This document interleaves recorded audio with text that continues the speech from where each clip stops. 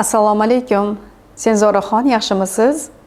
Bugun soat 4 dan efirim bor edi. Imkoningiz bormi, chiqib bera olasizmi? Sababi bugun juda ham zarur ishim chiqib qolganda ulgurmayapman. Agar imkoningiz bo'lsa, juda ham foydangiz tekkan bo'lardi. Rahmat kattakon. Qani bitta eshitib ko'ring-chi. Assalomu alaykum, Senzoraxon.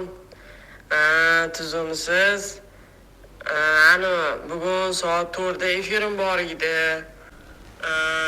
O'shanga chiqib bera olmaysizmi? Oldindan rahmat. Shunaqa ham qo'pol gapiramanmi? Boshqatdan yozib qoling. Boshqatdan yozish shart emas. Sizda ham mana shunday ovozingiz o'zingizga yoqimsiz tuyuladimi? Gapirasiz, yana qayta yuboraverasiz, to yaxshi chiqmaguncha.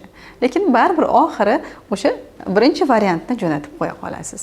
Biz ovozimizni birinchi navbatda sevishimiz kerak. Biz qachon o'z ovozimizni yaxshi ko'rishni boshlaymiz? Qachonki uning ustida ishlashni boshlasak. Men esa sizga izohlarda ovoz mashqlarini qoldiraman. Ovozingiz ustida, nutqingiz ustida doimo ishlab boring. Ana shunda siz ravon gapirishni boshlaysiz va o'z ovozingizni sevib qolasiz.